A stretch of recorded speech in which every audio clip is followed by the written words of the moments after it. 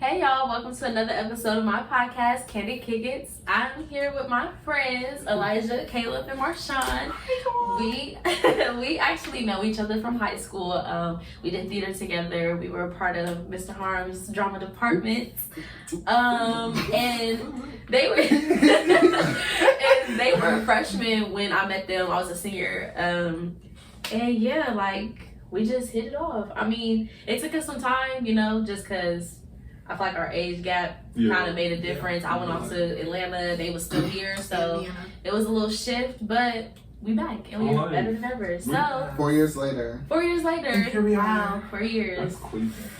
That is crazy for real. So how did you all start like your involvement with the arts period? Like, did y'all start in high school or were y'all doing artsy stuff beforehand, or like what? I don't know. Like, how did y'all get in the mix? Whoever wants to go, yeah. For me personally, I did a play in middle school, my 8th grade year. It was my first ever play. It was the Watsonsville of Birmingham. Okay. And that was my first time, and I was a side character. I only had like 4 lines, but I also got a chance to like choreograph a piece in the show. Okay. So I was like, okay. And then I went to go see High School Musical, but I saw Grease before I saw High School Musical. Oh yeah, my sophomore year. I saw like how good Eastmore's drama department was, and I was like, I gotta go there. That's it. Like that's what it is, and here I am now. A graduate from Eastmore. A graduate from Eastmore Academy, made history twice. Period. And Y'all sure did. Y'all sure in a row. Yes. So it's like, we'll get into it. It was a blessing to be there. Yeah. And that's how I got in for there. real. Yeah. Go ahead, Caleb, Marshawn. Wanna go? I'll go. Well, I actually did a few things back in elementary school. Like, my first time really performing was, I think, 5th grade. I did this thing called Ballet Met Momentum. They came to Berwick, and, like, we basically, like, it was Berwick and a whole bunch of other, like, schools around the city. It wasn't just CCS either. It was, like, a lot of them. And we basically, like, came together and, like, performed a piece at the, I think we was at the Palace that year. Okay. It was called Art Moves, and we, like, danced and all this stuff to like different paintings that was at the art museum. It was like assigned to each school, so yeah, that was probably my first time really performing in front of a lot of people. It was televised and everything. I was in 5th grade, I was shook. I bet. Is there find this on YouTube? Huh? Is there like we can find this on YouTube? Yeah, it's actually on YouTube. I'll show you guys after we're done filming. Oh my God. But when I was younger, like now that I think about it, like me and my siblings, we used to always like put on like little shows, like dance shows or like rapping and stuff. So I kind of like I always had it in me. I just didn't really get to like really do it. You didn't have that push. Yeah, until high school. Cause I knew like I seen High School Musical 2 my 8th grade year when y'all did it, and I was like, I'm coming in here and I'm doing that next year. I'm going to do that stage. We was doing that the Wiz the next year. And I was like, all right, bet. So the next year comes, I'm a freshman in high school. I'm playing football. I was a football player, and I was like, I'm still doing the show because they always had something to say about it. I knew they was gonna give me hell for it, but I didn't give a hell either about it. Yeah. Cause I was at them auditions right after Saturday morning practice. We had auditions for the Wiz, and then I went by myself. Ain't know nobody. A freshman, ain't know none of y'all. It was like 50 of y'all. I was like, whew. But I did it, and I got casted, and that was the start of something I never thought would like really like pull me in like that. Change your life. It changed my life for real. Yeah. Marshawn. Okay, so the first time I started performing, I was in the 5th grade too. It was a little talent show, and I sang Michael Jackson Man in the Mirror. I had the whole get up. I had the little fedora with the little wig coming out the side with a little curly, and then I had an ice skater's glove that was like really sparkly, and then I had this suit. It was so cute, but the thing was the mic was out, so I really wasn't like singing, so I had to like project it. So the first one was a flop, and then I did it again in 7th grade.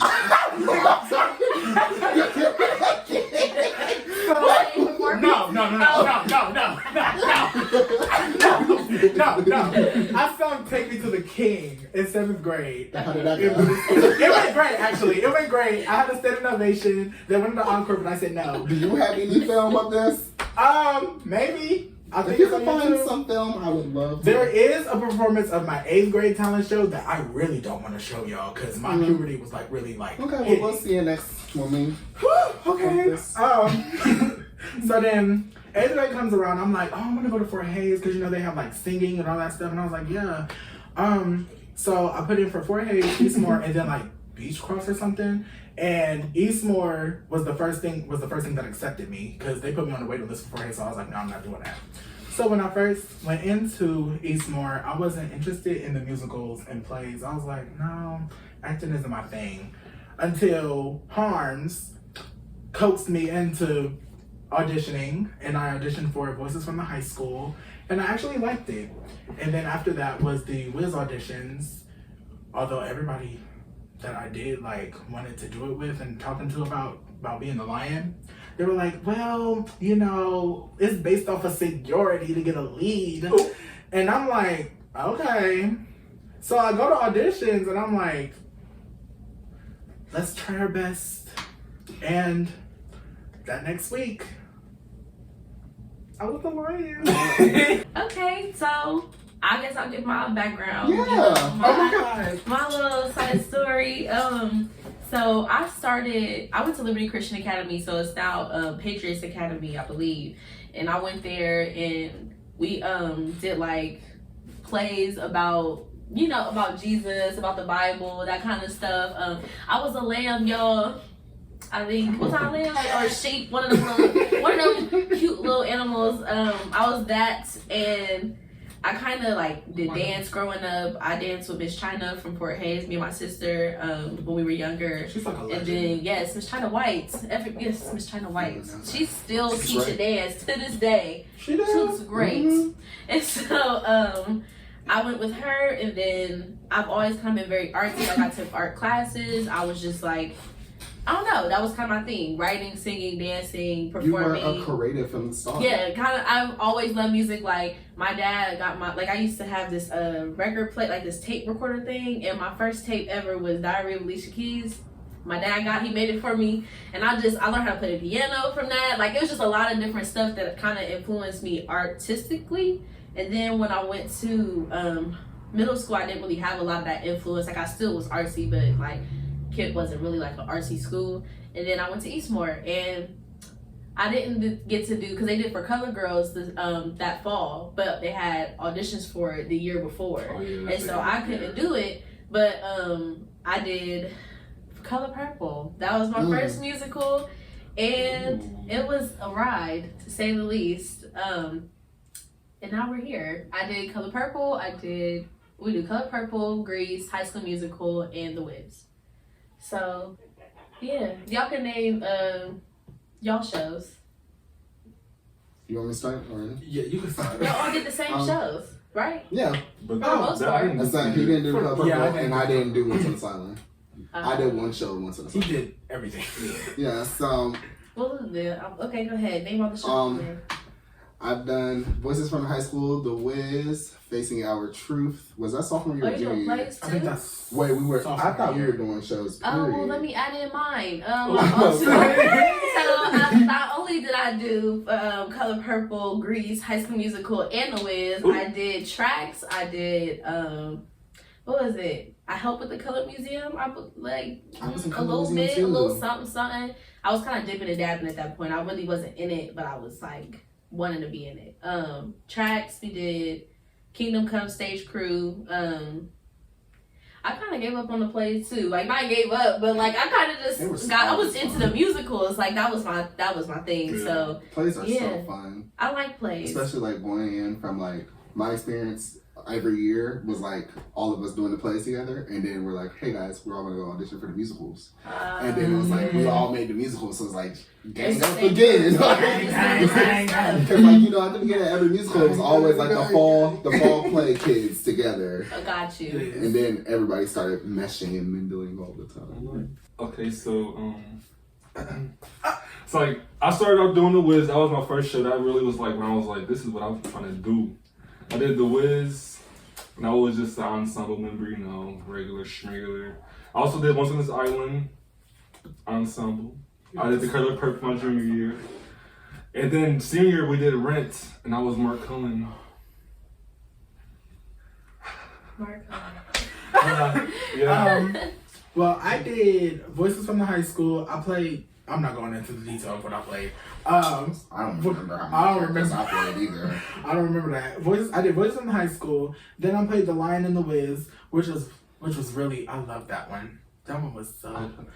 You made that show magical. You gave it its own little twang. And then sophomore year we did Facing Our Truth, and Facing Our Truth was like we should have did that like somewhere else. Yeah. Because I think we did really good. Yeah, that was like. Was that when we were on stage? That was production. Yeah, it was that. Like we were like. What was that called? Thrust style. Yeah, stage? it was a thrust style stage. Like everybody was like on stage with us. Yeah, like I was I nervous did the like first 3 time. times, I think. Honestly, that show kind of changed me. I'm not gonna lie. It did. It opened my eyes. It did bring a lot of things in perspective. Especially like if he does Facing Our Truth, he should do it like now. Next like, year. This should, yeah. While This it's while very it's still- relevant right now. Black Lives Matter movement, all that stuff. And then Once on This Island, I played Papa Gay. Oh God, that one was a experience because my vocals wasn't really that good in that play or musical. And then You still ate. Yeah, you did. thank you. Thomas is made in the darkness. And then junior year, I took a break. I went to go see Color Purple, and I cried my ass off. Act 1 and Act 2, actually. I cried, especially on Africa. Oh my God, Elijah. It's such an Elijah. scene. I think that scene is very beautiful. Elijah. That scene is very beautiful. I cry every time I see it. He was like, I was like, oh! Like everybody was just up in the air, flipping. Like it was just so magical. Like that was my first time actually like sitting down and watching an actual musical. Like I've never sat down and watched a musical before. That was my first musical I've ever watched, honestly. Yeah. And then senior year, we did Philadelphia. Mhm. Oh yeah. Yeah. And then I think that was That was it. And then I played Angel in the Wit. I meant Rent. I played Angel in Rent. And honestly, that was very challenging because I didn't know I was going to do as well as I did in those heels. The first day you was wearing them, you was literally walking like Yeah. you wore them every day. I know, but like jumping off of stairs and tables. Oh, lies. Yeah. And jumping off of stairs and tables. But you did that though. You did it. You made it up. And that Alive. made you up too. Hey. Yeah.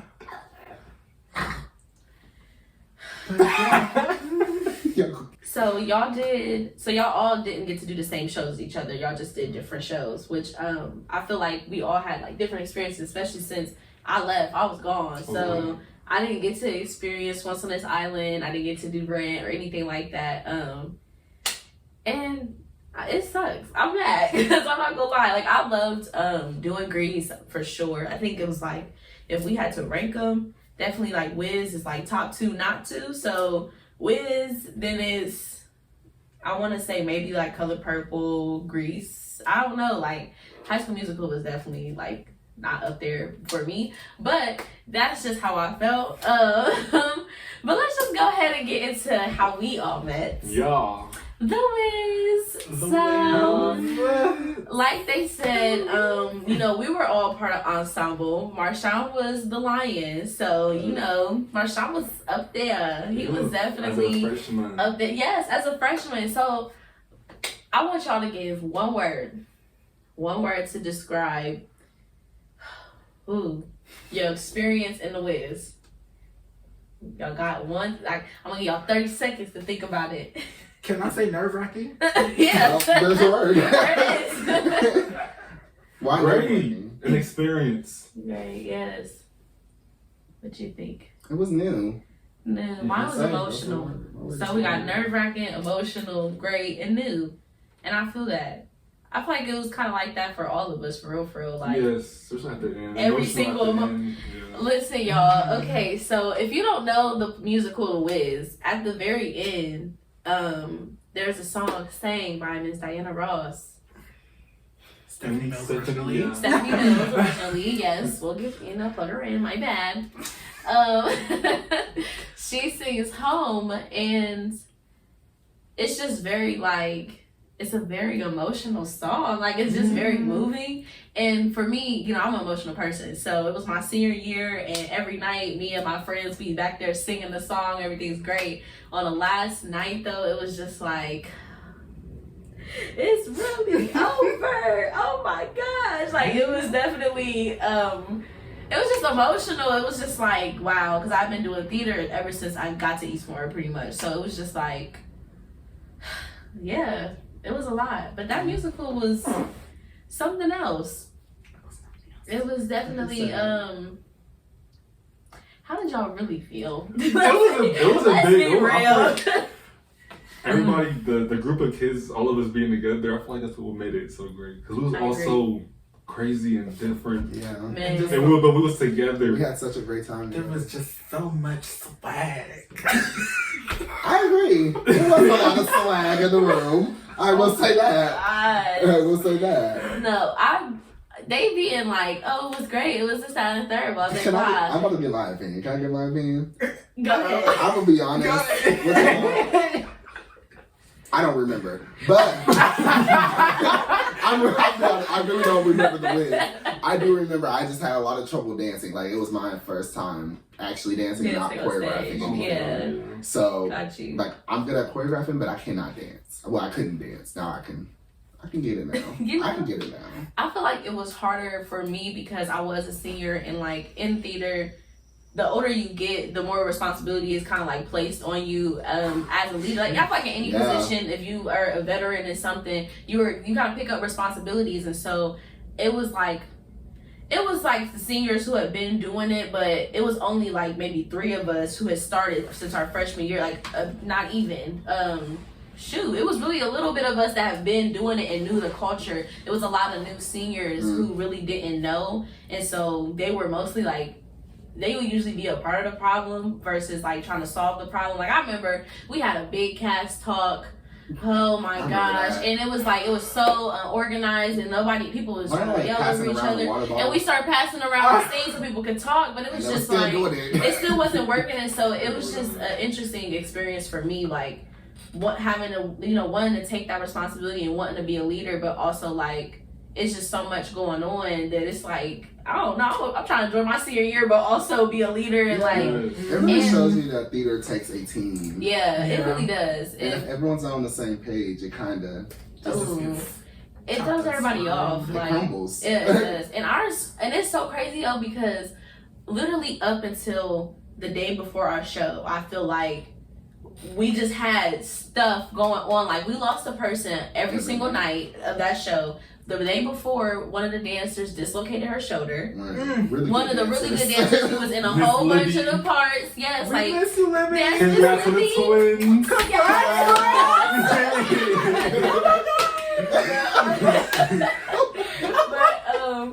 we like lost her, and then the next show, I don't remember who we lost like right after, but I know one person got somebody fall. Kyron fell into a pothole. Somebody fell, and then somebody Tristan, our eye, she's the eye of the tornado. She was like the lead of this dance.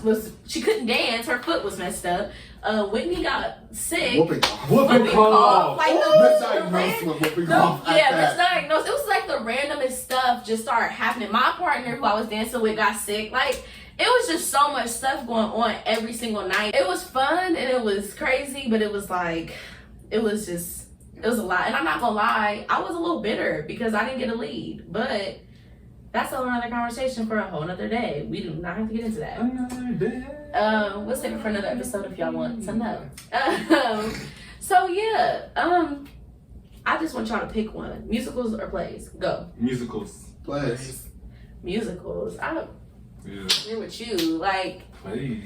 I'll say when I did my like first real play, like when I did Tracks, it was a small cast. I think Tracks is like a cast of less than 10 people or something like that. It's only 8 people. It was 8 of us, and it's so bad. We all got picked the year before the next year. None of us knew our lines. None of us practiced our lines or anything. And Harms was like, "Y'all got 1 week to learn these lines." okay. So we all like at all of rehearsals like this. We wasn't like practicing movements, acting, nothing. We would all sit in a circle and just practice our lines. Like just that's how we had to do it, and that was a fun experience for me. I actually kind of liked it that way because it felt like I'm not the only one that don't know what's going on. We all kind of figuring it out together. I'm a collective person. I like group stuff, so that was like helpful to me. But I don't think I ever did a play after that. Like I had tried, get a role because I realized I didn't really like learning lines. Like the process was kind of tedious for me, and I don't really care for learning lines. I know it's acting and you like getting into the character, but I want to do stuff that I can actually see myself doing in real life, or that I know other people like me do. If that makes sense. Like I feel like I don't know. It was hard for me to shift into different types of musicals and plays because let's be real, I'm not white. I'm not, and a lot of the plays and musicals were written with white people in mind, and so it was just a shift. Like I wanted to act, but I felt like I didn't know how to shift my character. So like, yeah, did you ever have that problem? I don't know. Like, I feel like I was really in my head too. I was a sophomore when I did that play. I was 14, 15, so I feel like I was just really young. I didn't really know what I wanted, and now I'm in a different headspace. Like I feel differently about it, but then I was like, this hard, I can't do this. And I kind of gave up. I feel like we do that when you're younger and you don't really have like, I wanted to quit voices so bad. Like when it's just like it feels so hard, and it's just kind of like if you don't have a drive, people not pushing you, it's just like you gotta push yourself and you want to quit. So it's like, when do you do in that, for sure. I agree. I think the like shifting into characters and stuff, it's like you really gotta read into it and create a story that's not written into the script. And that's the fun part about getting new characters, is that you can make this story and you can make this backstory, right? And you can bring this character to life. And that's the best thing about plays, because it's so free about it. Like you don't have to like in musicals, if you make up your own story, sometimes you can end up contradicting yourself or contradicting the character. Play. The show, the message within the show, and just by the way you act, and just like the way you're acting on stage. But as in plays, you can do that, but everything's not followed by song. And if it's like, I feel like if it's not a well-known play, if that makes sense. Like I feel like for Colored Girls, you can make it your own, but there is pretty much a set there's a set vibe kind of tone to it. Yeah. But a show like Tracks is very like kind of, it's very free. Like it's not like set a certain way. People don't do it as much, so it's not like people are used to seeing it a certain way. But I do feel like when you said you can't really do that with musicals, I thought about like if Taylor Mitchell tried to do her own thing with Sandy when she was in Grease, and it kind of made me think like that would be kind of weird. Like if she was like trying to create her own character, but we already know Grease, we know who Sandy is, so it's like, you make it your own, but you're still like being the character. Stick to the message. Like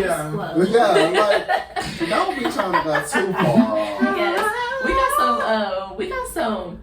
Excuse us, y'all. We got some like plugins that we be saying. We just have these things that we do that we know about each other. So we say like something that doesn't make sense. It makes sense to us. I'm so sorry. We have tried to filter ourselves and try not to put too much of our insiders in here, but it ain't working. So, did we just do an insider? Did we? Oh, I just said status quo. That's all. I know what you meant, but I was like, did we just do one? That was it. I mean, did we just? Did you just? Oh, here we go. Okay, theater versus. Okay, theater versus TV and film. Theater versus TV and film. Am I picking which one do I like more, or yes? Film. I like theater more. This is a pretty hard question, because honestly, I never did film yet, at least.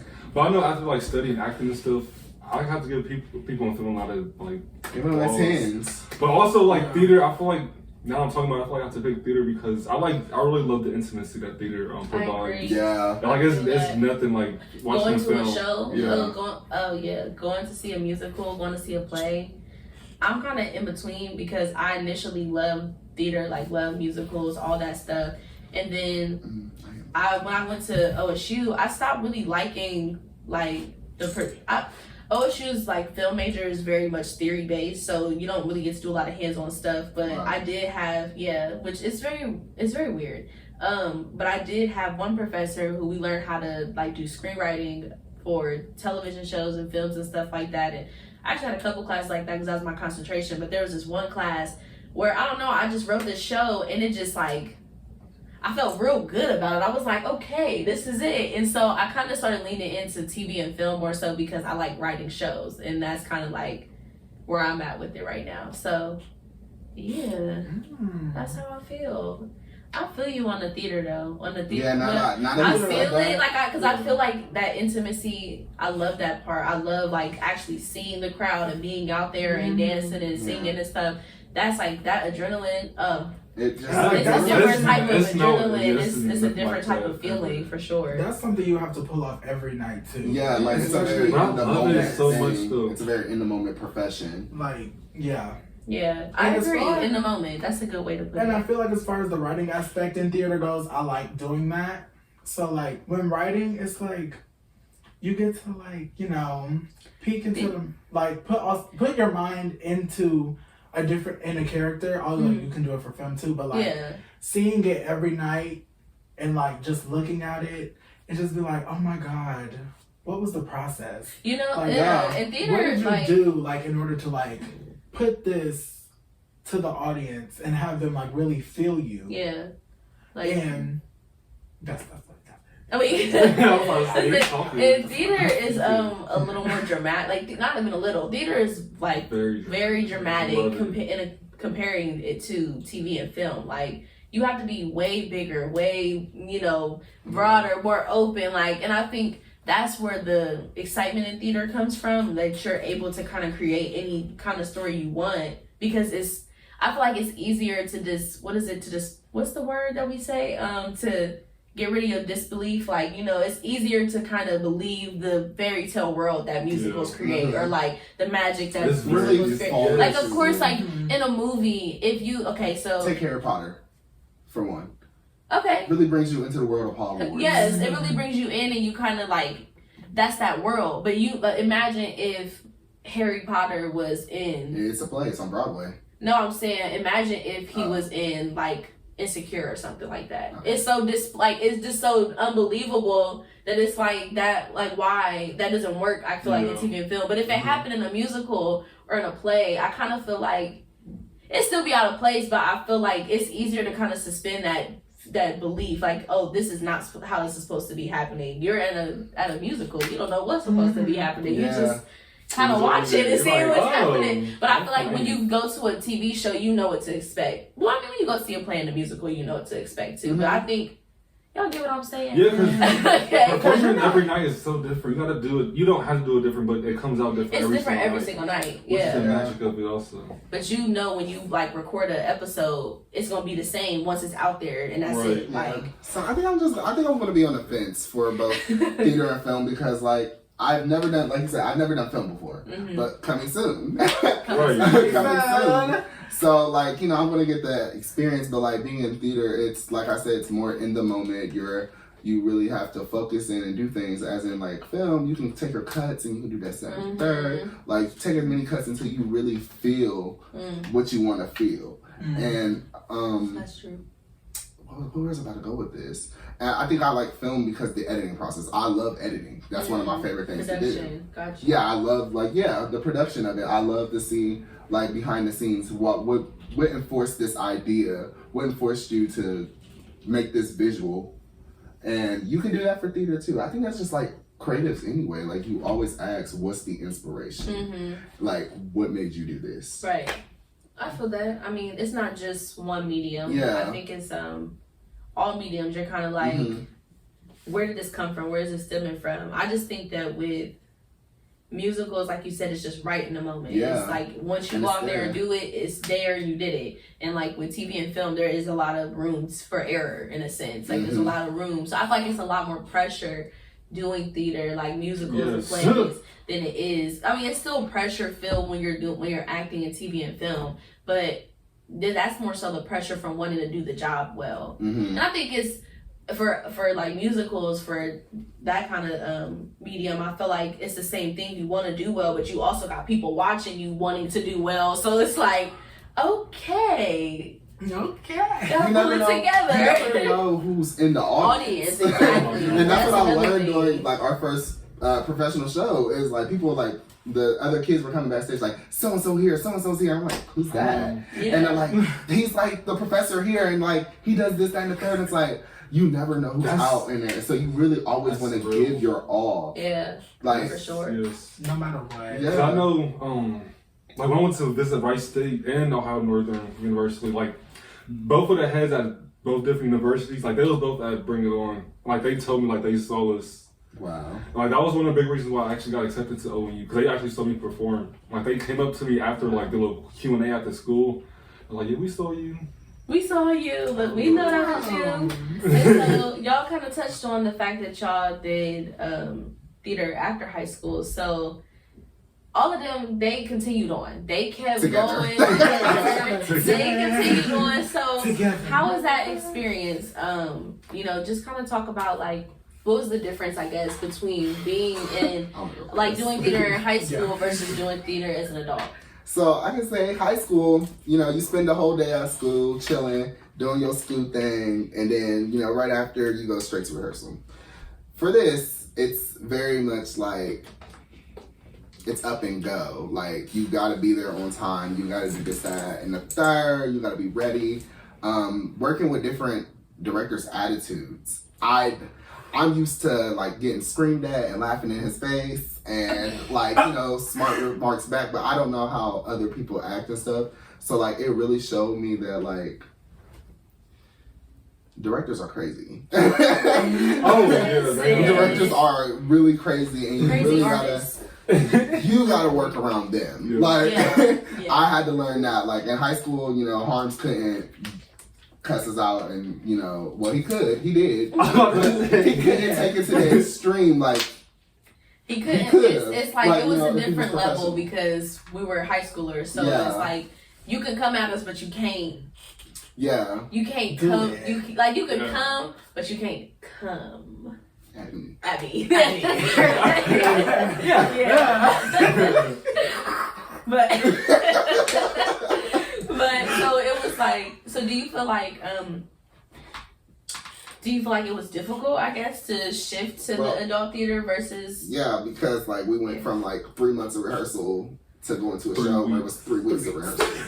Where 1 week he was learning Act 1, next week he was learning Act 2, and then the final week it was designer runs and just run throughs. Like you had to make sure you was really on your stuff. Mhm. And I know like from watching Eastmore kids that was in the show and stuff, I see we kind of struggled a little bit keeping up, but they were used to that. Like the kids like know like one of the leads, Campbell, Maria, she played Campbell. She knew her stuff the first day. Like Right. she knew her notes, everything. And they're like, you know, we're used to this. This is what we do. Like, but as for us, it's like we have like 3-4 months of rehearsal. Right. Mm-hmm. We have time to learn our stuff. Right. As soon as they get casted, they get their stuff. And they're learning it. That was so different for me because I had my script like months before the rehearsal process and I didn't know anything.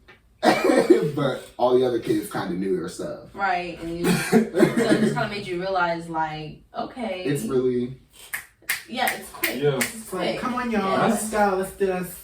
come on. That's definitely something I learned too, but the weird thing about me, I kind of liked it. I love it. I love I being love lucky it. and Oh, lunatic yeah. because I love fast-paced stuff like that. Even I though I was love one of the kids, I know like I struggle, especially with like the chair movements, like all the arms. Like I was not good at chair at all. I am now, of course. But during the time, like it definitely, I struggled. Like I used to like go to the theater like an hour before rehearsal started just to like Practice. like We practice used to do that. dances with like In the the kids hot that actually do studios. stuff, and I used to like really do it. And I was proud of myself. I was like, I never in my life had to learn like so much stuff in so little time. Yeah. So like it actually boosted my confidence by a lot because I was like, I could do this. I could really do this. Learning the last 2 dances in one day. I Yeah. had to learn Legendary and Cross the Line all in one night. It's great. It was great though, honestly. I had so much fun. Yeah, I almost didn't audition either. because I was about to go home and Harms literally, I don't know how this happened. It happened because I had to, but I was walking out the door and right was walking out the door, Harms was walking toward me. I was like, shit. And then he was like, why aren't you in the audition room? I was like, I can't do it. I made up the most dumbest lie. I was like, because I won't be able to have a ride to and from rehearsal. And he was like, oh, we can figure something out. Go audition. You knew that. And I was like, all right. It was too late. So I went there, auditioned. I sang the song from Rent, because it was out of nowhere, and they liked it. And I was like, all right. And I ended up getting one of the principal characters. Period. My first professional show. Okay. Or pre-professional, whatever. Yeah, pre-professional. He wants yes. to That was bring it pre-professional. on. He did professional. Crap. Creep. But as far as the adult theater, it felt kind of like high school, to be honest. No shade. It honestly felt like high school. Like, there was a lot of shady people in there. There was a lot of people who was like their resume, I guess, spoke for themselves, so they felt like it was like intentional for them to feel like that.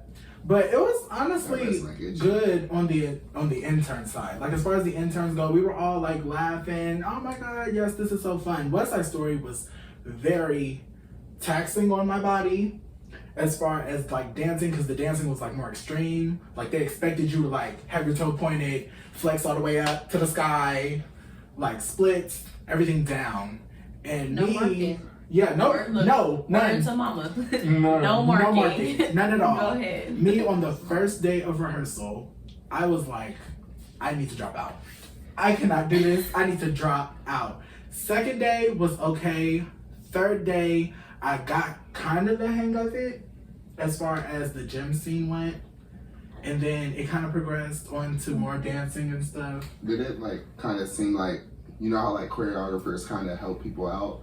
Was it like, if you don't got it by like the end of this, you're cut? Was it like that? Like, Yeah. they just kept going? Yeah. Wait, just to plug this in, y'all. They did CCT Bring It On, and then Marshawn did West Side Story without them. So they did a show together, and it was kind of like, it wasn't like an Eastmore show, but it was kind of like a collab situation, and a lot of Eastmore kids were in this show. Whereas when Marshawn went to West Side Story, this was completely like outside of Eastmore, strictly like outside of CCT. Didn't you get paid for this as well? Oh no, They said you're an intern. Oh, okay. You're in Got CCT, you. you're an intern. Got you. Okay, but yeah. So just to give y'all a little background on what is actually being talked about right now. So when we actually opened up, Yeah, because thank you.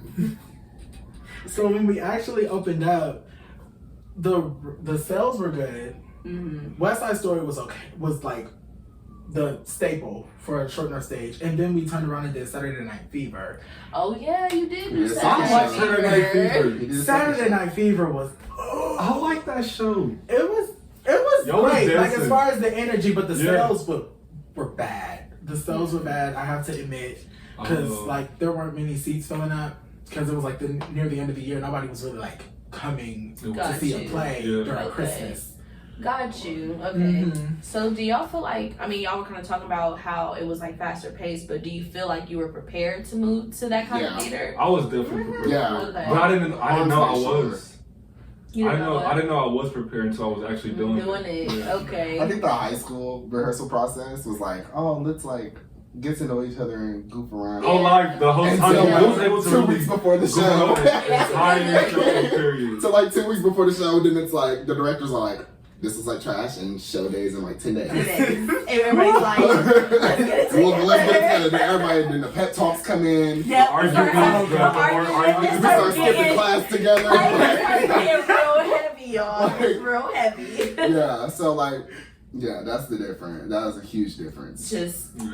well, I mean, how, like, you talked about director stuff, but did y'all miss Harms? Like, I mean, was it like, Yeah. I mean, He wasn't, I feel okay. like we really needed Harm's law in CCT sometimes. Got you, like, Sometimes. him put his His foot law. down. Oh yeah. Okay, We needed got him you. to have Like a his couple structure, flip outs. kind of. Got you. Scare them kids just Well, a bit. Do you- They were like, Because I think, like, that was good, like, for me. You know, having Harms, it was like a balance because He's like a dad. it was very, like, Harms was very, like, hard. He's like, y'all can do this. Like, y'all can do better. Why are y'all not doing better? And then Mama, for us, like, because I feel like Mama has, like, you know, shifted in some ways, and not in a bad way, but for us, she was like the pusher. She was always like, you got it. You can do it. Yeah, you she's got always like it. that. She's like, why? You know, Mama gets serious too. She don't play. Like, she's like, you know, we had to do run through, not marking. We was running through these scenes back to back to back. She like, one more one. So, 10 more times.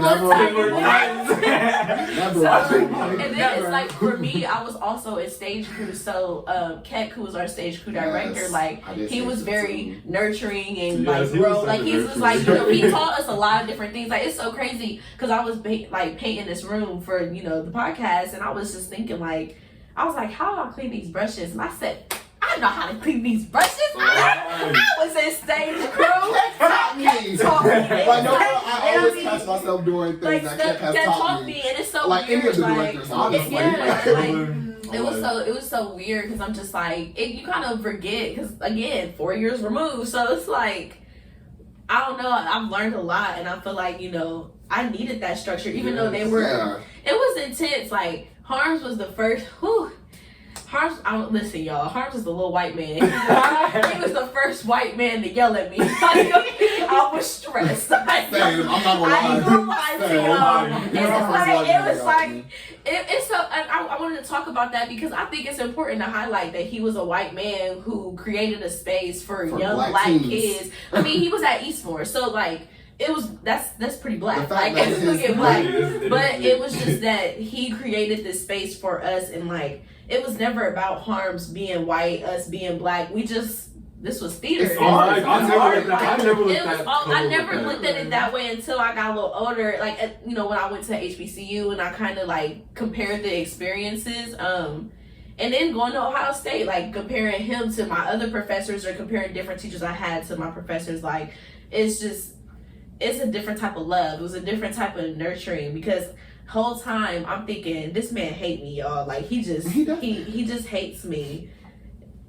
And it all, like, you know, came back full circle, and Harms and Mama Dove, Keg, Jim, all of them, everybody, Bernie, Bernie, all of them, they just, you know, really kind of shaped us. So like, do you feel like y'all got that when y'all moved from Eastmore? No. Wait. Not at all. Oh no. No, continue, sorry. Yeah, I feel like I'm definitely glad that we got that structure because I feel like that structure we got from all those directors kind of have us up here. It put you up there. Yeah, because like, you protected your love, taken care of. Protecting your love. When I got to Ohio Wesleyan, like I was expecting so much because like in high school, like they expected so much out of us. So I expected so much like post high school. I was like, y'all better be on your stuff, and they wasn't like I'm just saying in general. I don't know where I'm going with this, but okay. I feel like. Eastmore goes hard. I was just talking about, you know, do y'all feel like y'all got that structure after leaving Eastmore? I feel like you gotta have it once, especially in the professional world. I feel like you gotta have it once you leave or start something. I think it's, I think we don't nurture each other enough. And I feel like it's really important in those kind of spaces to nurture artsy kids because we don't have art spaces. Like, we really don't. Like, for me, even though my parents, you know, put me in stuff that I wanted to do, whenever I wanted to quit something, my mom was like, all right, we quitting. Like, it's done, or whatever. And so there was never, like, an artistic space for me to always go to consistently. There was not, like, there was artsy people around me, but, like, not nobody who, I didn't know anybody who was a successful artist. You know, a successful actor, actress, model, dancer, whatever the case may be. Like, I just never had that, and so for me, having that structure, it kind of made me feel like people care about the arts. You know, people want it because people love Eastmore. Like, they love our production. It holds weight. Like, when you see that Eastmore is putting on a show, everybody's coming. Like, Harms even started doing pre-sales for the shows, like, online, and they be selling out, like, before even you gotta come and see if there's a seat type stuff. So it's like,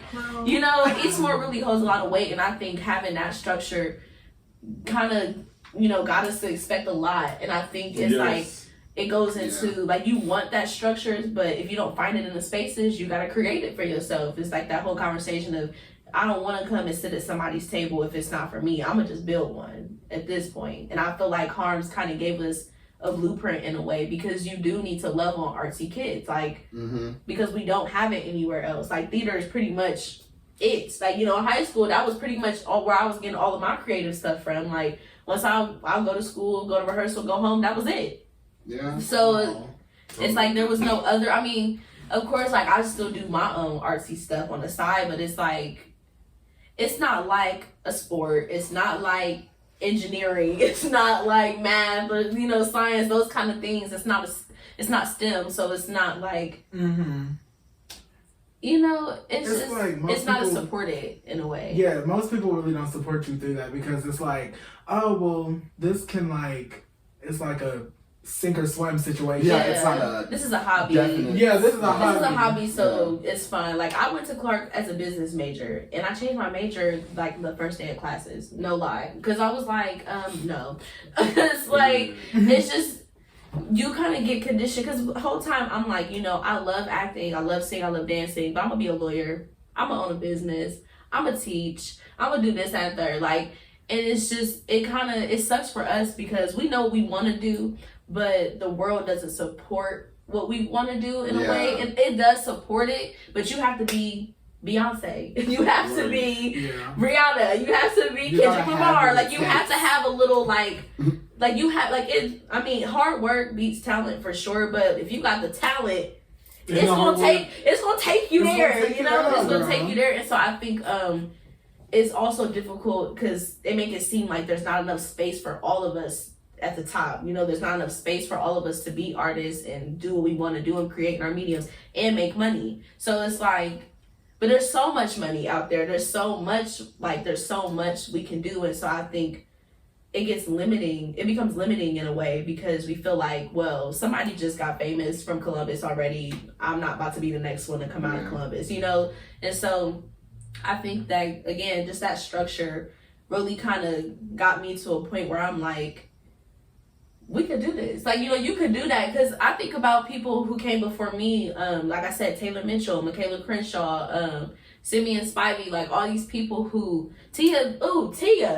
How I forget Miss Tia. Hey, Tia! Yes, like these people who, you know, who just like, they didn't, like Taylor I know was doing Broadway and was like singing and like dancing and performing all this stuff. Tia still sings. Like it's just, I feel like because we had that support early on, it made you feel like you could do a little more. Even if you don't go full force as an actor or full force as a singer or whatever, you know, like somebody told me I could sing. And so I'm gonna sing, you know, like, so I think that structure was definitely just essential to like who I am today, for sure, just as an artist. I agree with that, because coming into high school, I was a hot mess.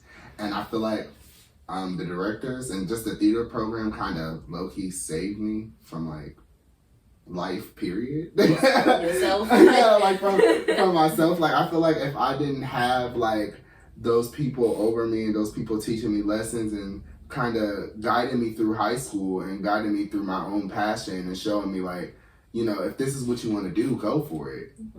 And I always thought like, you know, because I was bigger, because I wasn't like, you know, the cutest person out, that I couldn't do it. But then like after junior year, after performing Africa, I was like, you could do anything now. Like you did that. You did it like 4 or 5 times in a row. One night, you messed up one night out of all those times. Well, so like, that's gonna happen. They really helped me with my confidence, and they really like helped me get the love that I wasn't getting at home. Like it felt like home. Like The Wiz is the show every 4 years is tradition, and she wants to go home, and you're literally sitting in the home of curators. Yeah, like EA is the home of so many people. Man, so many. It's like, and that's why like The Wiz is such a it's such a big deal, because when we did it, was it the 5th or 4th? We were 5th. Y'all were the 5th? I mean, we were the 5th? Okay, yeah, so, I don't know why I say y'all like it wasn't the same show. But, yeah, we were the 5th, and so, it was, stop. It was just, a rallying in a sense around us, because so like you was saying, every 4 years we do the Wiz, and there's every Wiz there's a Dorothy, there's a lion, there's a Tin Man, and there's a Scarecrow. So those 4 from every year, they come back, and then we got the ensemble people who come back, the stage crew people come back. Like, it's just from like 2000. From 2000. I was born in 2000. Like, people from 20 years ago, people people are coming and, giving us this knowledge, giving us these, like, tools. Some of them are still singing and dancing. Some of them are performing. So it's like, Harms kind of created a network of artists. Yeah, his own legacy, and like a network of artists that we can always go back to, because even to this day, like not right now with coronavirus, but even to this day, if there was a fall play and Harms was holding rehearsal today, we could walk in there and say, "Hey, what's up? Take a seat. Talk. How you doing?" They ask us for notes, especially if you sit and you watch the whole show, you take notes. Like, that's an honor to me. Like, I'm not gonna lie. Like, when I went to go see them rehearse the Wiz, I was sitting there just thinking, like, okay, this, and this, and I'm like, oh, if he ever called me up here, I would have all the notes. I said, I'm ready. And, like, I'm ready to give some notes. And it's just, that's like, I don't know, that was kind of like an honor, low key. Like, all of us kind of like want to be that person that gets to give that knowledge, like, and just pass the torch in a sense, because it is very like. This is our legacy. This is our home. This is where we go back. Like, and even when I was having my issues with theater, or having like my separation, like, my whatever with Harms, it was still like, I know I could go see Mama Dove. I know I could go see Keck. I know I could still see Bernie and Jess and be like, hey, how y'all doing? Come and see y'all. And it wouldn't be a problem. Like, it was never like anybody was shunned in the sense. Like, nobody is pushed out of the arts. So it's like, yeah, it was our home. It still is our home. Still is, yeah. And so it was once Eastmore opens back. I know when Eastmore opens, because I don't know, with everything being closed, I don't even know like how. Yes, and it's different when you go as an alumni, And I did Color Purple my freshman year, and that was my first show. It was such a good time. It was the most intense thing I've ever done, because I forgot to mention I did Pan and the chocolate nutcracker when I was younger, so that was like that's the show. That's the show. Those big productions. That's what I went to so we did the big production, but I was one of the little kids, so it's it's different when you're a kid in the show versus like being an older. It's so that was my first big production, but yeah, Color Purple was our thing, and so when I came back and they were doing Color Purple, when I tell you I was literally in the crowd like getting emotional, because it's like, wow, we did this. We started Color Purple, and then they passed it down, and they got to do, that was just to show y'all did an encore, right? Like, y'all came back after, because they was like, it's a week of shows. They did so well that they had to come back and do an encore of shows, and it's like tickets still went like big. And so it was so good, and it was. I literally still have the video of all the videos, because I recorded on Snapchat. I still have the whole video of y'all performing, because it was just like, it was just so amazing to kind of be in and I think that was actually, because did y'all do that right after the Wiz? No, we did after Once on this Island. Oh, Once on This Island. Okay, yeah. So it was just, it just was like, it was a big deal. It was really a big deal. So I was really happy to kind of just see the legacy keep going. And man, and they're with, I keep trying to say Rent. And Rent. Rent was good. And Rent. Now Rent was... That was... They made it through. No, that was a lot for me, because... Because y'all, like I said, these are my theater babies. These are my kids. My siblings now, but they were my kids at the time. But it's just like, Rent is such a big show. Rent is so, if you know Rent, oh my gosh, it's one of the most intense shows. Has a really deep message, and so for them to do that as high schoolers, it was very moving. It was a lot. It was a lot. Like, I'm not gonna lie, like mentally. Yeah. Like I had to take like 2 days off of school after the show. No, after the show, like I couldn't even like listen to the soundtrack or nothing. I didn't listen to anything. Like for a whole month or two, like I couldn't, because I had to really like move on, because it really, that show did something to me that I still don't really know, but I know it changed me for the better. Yeah. Because especially being like Mark, like I was under so Yeah. much stress, and like especially like certain directors were like hard on me for no reason. There was a reason, but Because you was a lead. yeah, and I was never a lead before, so I kind of understand it now. But thinking about it now, like I remember one rehearsal. It was like a week. It was like 2 weeks before the show. We was in like a vocal rehearsal. It was early in the morning, like 8 o'clock in the morning. They expect us to be singing this rock musical at 8 o'clock in the morning. Yeah. And I was a little scared, I'm not gonna lie, but I just was thinking, I'm like, the show's 2 weeks away. He's talking to me like I'm just singing like I'm getting my You know. Yeah. I was like, dang. So I just left the rehearsal room, and I went in the little wood shop, and I was just like, damn. I just started crying because I couldn't even hold it in because I was like, what am I supposed to do? Stress. I was stressed out, but I loved it that it happened because Carnes came back from the store and we started talking, and he basically was telling me, dang, what it was and like how it was gonna be. And even the day we opened the night, I had a freaking panic attack. I was crying literally, 10 minutes before we went in, and then Mama Dove gave me this pep talk. She gives the best pep talks. She was like, I literally watched you grow since your freshman year. Da da da da. You could do this. You worked all these months for this. I was like, You right. and I was just started breathing and getting myself together, and I went out there. And you did that. We began on Christmas Eve with me. Mark's like, I'm sorry. Oh, so did we just get a I was about to say, are we about to sneak start? peek? Is this curtain? Because You did my listen, tableau. y'all, I feel like Right. they've been holding it back this whole time because they be having random. We all do it. We just be. I think it's a Outbursts. theater thing. Like we just have random outbursts, like dancing, singing. We just be having throwback. I don't know, but as Black men, how do you think that has like impacted the way you interact and move through the artistic realm? Ooh. It cuts like butter. Yeah. Wait, what you mean by Yeah, it cuts like butter, honestly. What do you mean? Oh, cut like Because butter. I'm I'm sorry. No. I can't really speak on like racism in the theater community because I wasn't like in it as much. I wasn't in it like that long. But Yes. You haven't been in it. Yeah. But as far as what I've experienced, Black people or Black men in arts, they should do it more because We yes. we have like our bodies are naturally made for Yes. a lot of stuff. Are made to I'm move. learning. We're made Yeah. to Literally. move. Black and brown bodies are beautiful Man. on stage, especially with them lights. Man, Like- and I just the scarcity, that was always the biggest thing. Like With as we males. moved up, like we just kept losing guys as the years went on. Like my freshman year, there were so many dudes that did Color Purple, but a lot of them had came from they were doing like West Side Story, like they did a lot of different stuff. They were juniors, seniors. So by that time they were getting ready to leave, and we weren't like picking up traction like when it came to getting more males in the shows.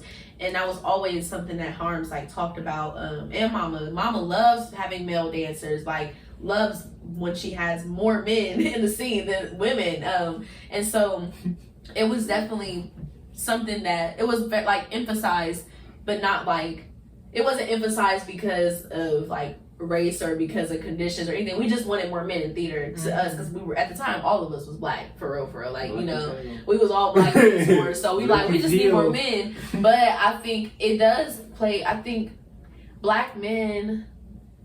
I think If I got Black something to say men, I'm about wrong. that. I got something to say I about do. that. I feel like the Black stereotype. men really struggle with getting in touch with those certain things because it's considered as feminine or too like you have to be real emotional or you have to really dig deep into all this different stuff. And I just feel like Black men are so capable of doing these things, and if they open themselves up more, I feel like it helps you open up just as a person. Like because you put yourself out there and you do like put yourself on the line basically for an entire cast of people. So it's like it gives you confidence, it gives you like strength, this type of stamina. And I think I love the men in theater like that we dealt with and did shows with. Like, even though we had mishaps, like my freshman year, my dance partner was something else, and he did not stay my dance partner the whole time. I got a new partner, but like, and that happens. But it just kind of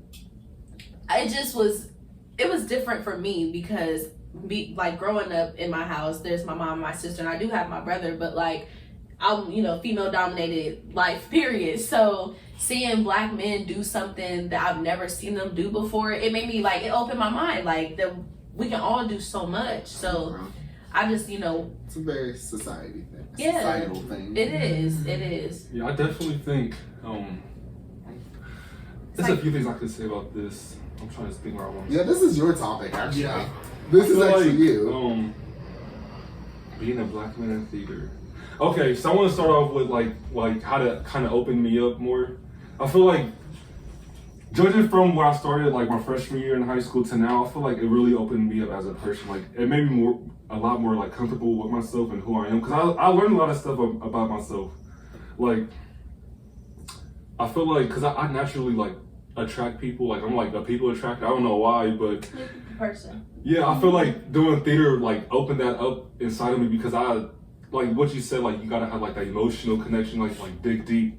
Not only with characters, but with yourself. You gotta know who you are before you even get into this type of stuff. Because you can lose yourself. You can really lose yourself in the characters and everything. Mm-hmm. So you really have to know who you are. And I feel like that's one of the big reasons why I do like perform, because you learn about yourself every time you do perform. Mm-hmm. And when you're in the process of doing it, you're still learning. And you're like, damn, like...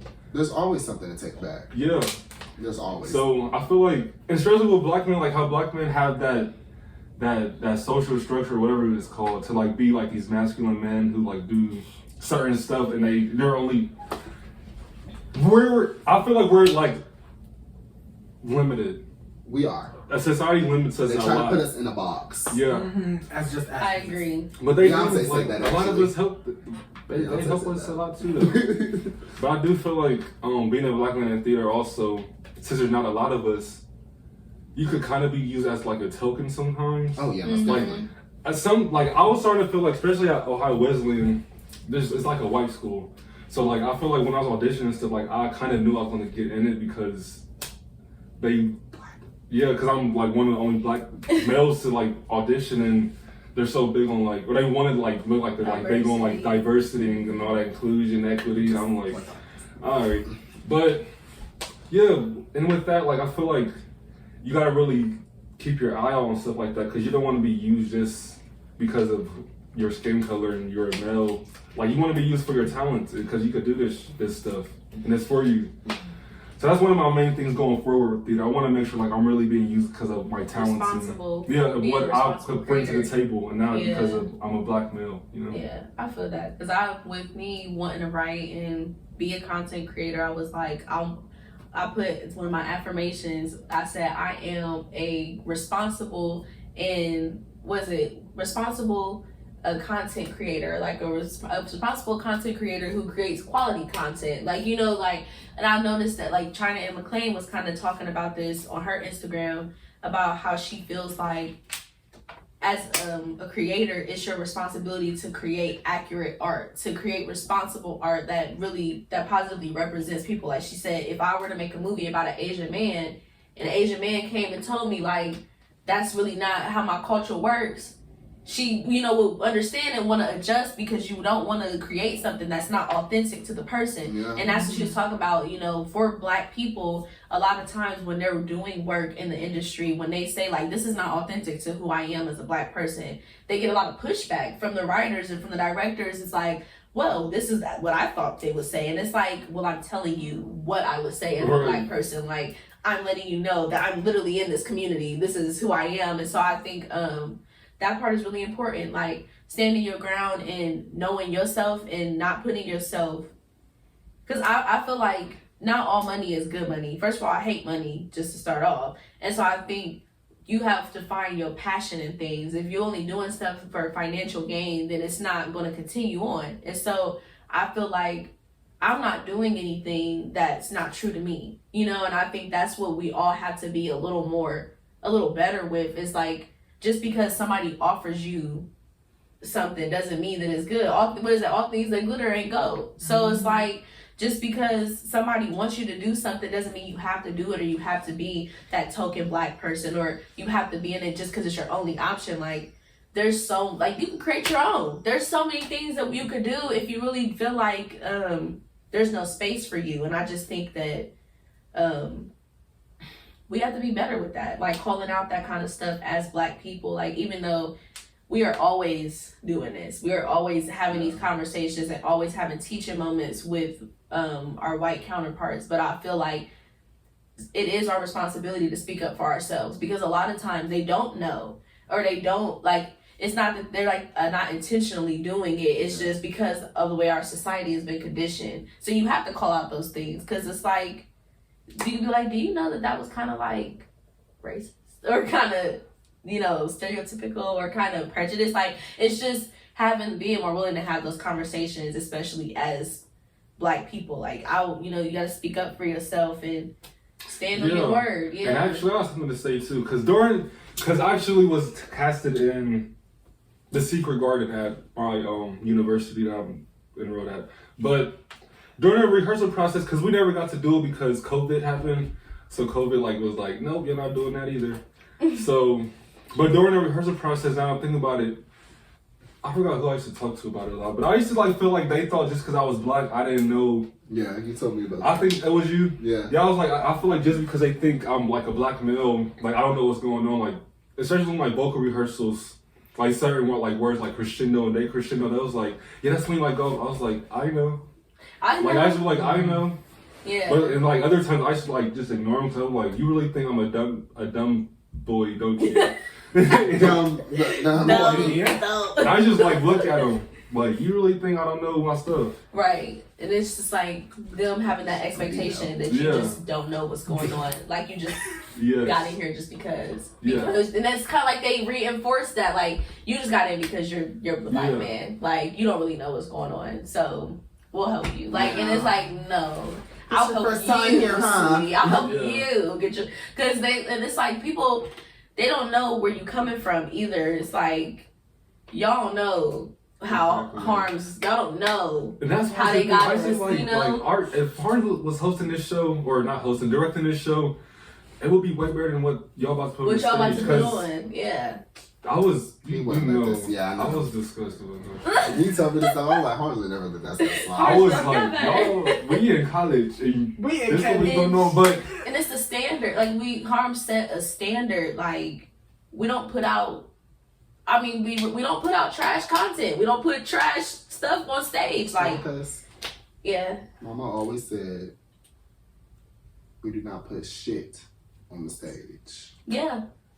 And that's it. And that's just it. That's literally what it was. Like, that's just how we've always been. And I think that goes into our expectations when we leave. It's like we kind of expect the bar to stay there or be raised in a way. And it's like, we was doing professional stuff before we got in high school, you know? Yeah, so I think that also goes into, us doing these projects on our own, wanting to create things, because we know we have the tools. And if we don't have the tools, we know the people who gave us the tools, we can go back and get it together and figure it out. So I think, it kind of gave us this independence in a way that we don't we gonna do y'all shows, but we don't have to do y'all shows for real.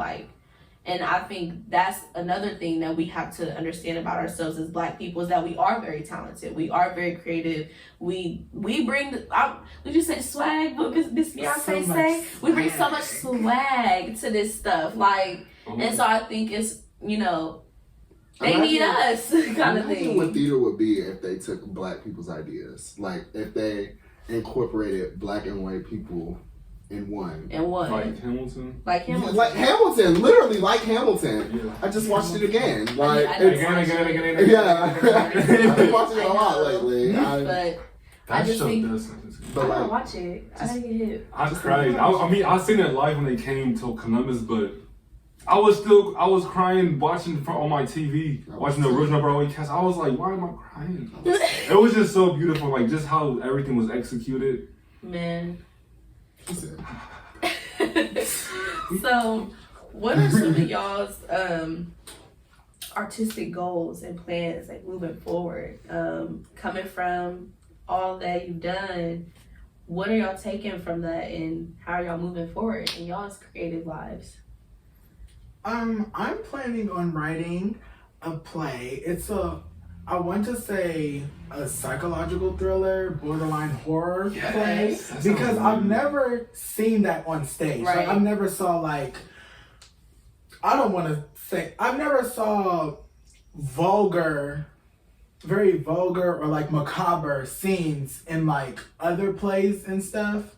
So like, just imagine like writing it and like putting it on stage is like something that it would be like a big accomplishment for me, and like It's I bringing something was new like to one of the those table. actors. It actually brings I'm a something little new to the crazy. table. Yeah. Something different. Yeah. Okay. Caleb or Elijah, what about you? What was the question again? I'm sorry. What's your artistic goals? Oh, artistic goals. All right, so I have a lot. I don't know, but I want to really focus on two things really. One thing for sure, top like three. That's good. all right, Your let's top talk. three artistic goals. These aren't in order either. Okay. They're in order actually. I'm gonna do the first one. Are you So like I'm really about to like take off with this musical theater stuff. Y'all know I love, like, that's really my life, musical theater. I love performing. I love being on stage, being dramatic, and just you know the feeling of it. So I definitely want to get into one of these programs, these musical theater programs, and really get my training that I deserve. Yes, the training you deserve. The training I deserve, so I can really be that boy. That boy. And Who are you? Who are we? we are that boy. That boy. that boy. But yeah, that's definitely something I want to really keep up with, because I have to, because I talked so much stuff about it, like how I'm really about to do this for years now. And it still hasn't changed. I just want y'all to know that. It's just COVID, it was a little stagnant. I can't really do much. But yeah, that's the thing. And then like YouTube. Okay. I really want to start my YouTube channel soon. I'm really want to take my time, because I don't want to. it. Yeah, I'm trying to take my time because I don't want to rush it and then like it just rushed. But YouTube is something like I really wanted to do for a long time. She's always younger. It's I so had a fun. YouTube. I had one too. God, like, come on. Yes, I'm gonna talk to you after a little filming Yes, slash. yes. A little vote. I want to put my back.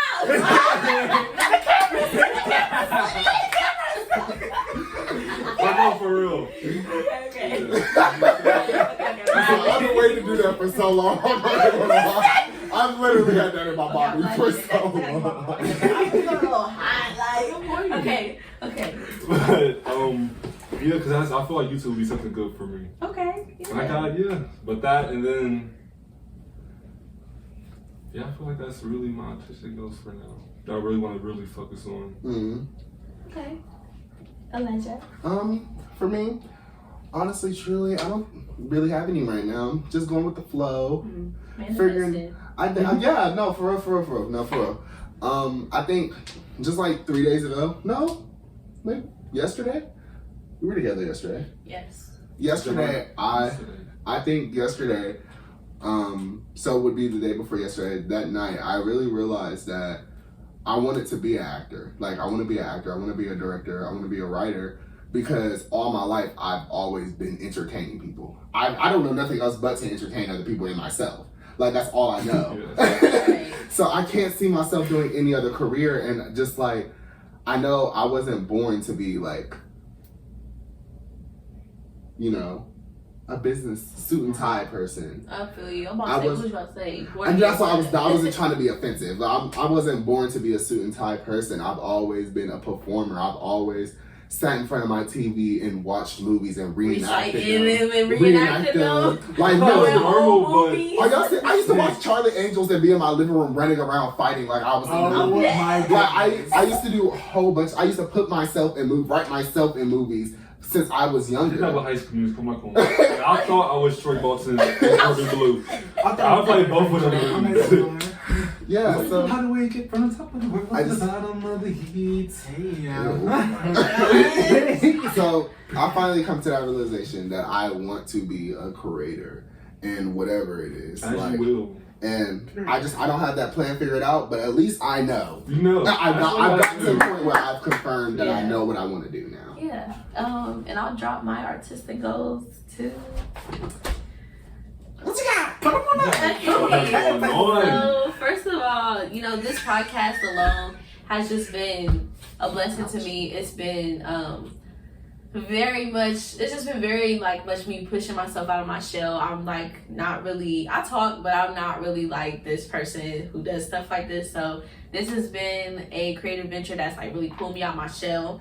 So just doing that. I write as well. I write poetry, scripts, so books, so that's kind of where I plan to take my life, writing, and I want to dip and dab at acting, but I'm not super pressed to act. I realized that doing this podcast, I realized that I like to pull stuff together. I like to create things, be in the backside, not necessarily the production as in editing and all that kind of stuff, but I like the writer's room. I like kind of putting the stuff together. So I want to act, but I'm not super pressed. And we started a production company. So I was just about to ask that. When are we debuting it? So we decided as a group to start a production company in our city. And right now it's right now we're in the dream phase. Yeah. We're in the manifest phase where we're kind of figuring out what we want to do, what kind of things we want to create. I said that I wanted to push out a project before the end of the summer.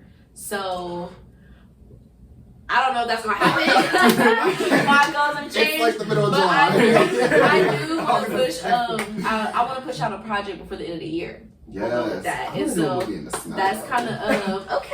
Showing so and I think we all just have kind of gotten to a space where we're just going for it. At this point, we're just going for it. How we all started doing the same thing. We started doing the same exact thing, performing, and now we're we all started out as performers, but now we're our own different things within the same industry. I feel like we've all were inspired by the same thing, and now we're all doing different things within the same thing. Yeah.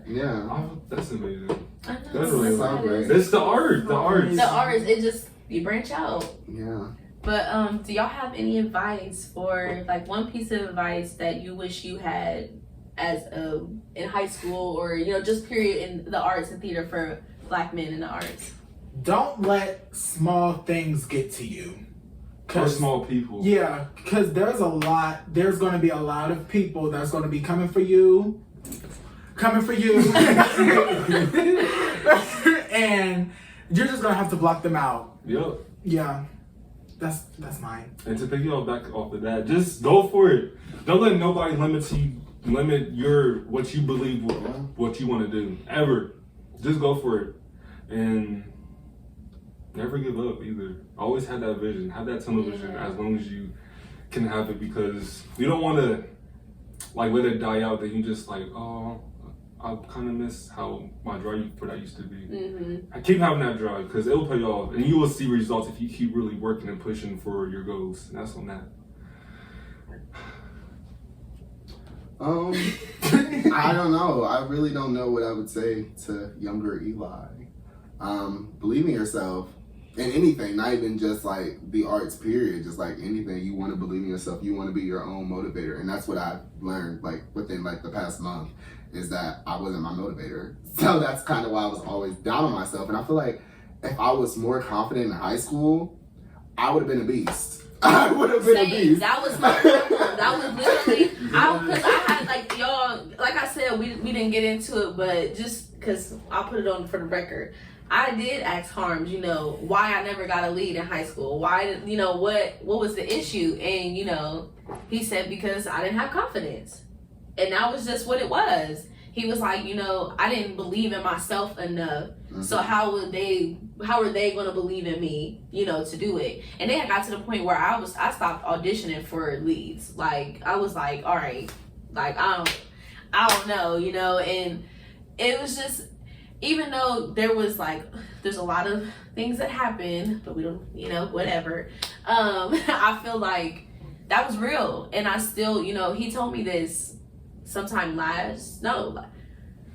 because we went, maybe sometime last year. Was the Wiz this year or last year? It was this year. Yeah, so he told me this maybe a few months, like maybe a month or so before they debuted the Wiz or whatever. And so it was and I needed to hear it. And I think it's important to remember, like, even just in all my business ventures or just life period, like, if you don't believe in yourself, nobody else is gonna believe in you. And so that's you know, important. So moral of the story is, don't hold yourself back. Like, don't be the flip that saying. Don't be your inner saboteur. You have to flip that saying where it says like you're your biggest critic.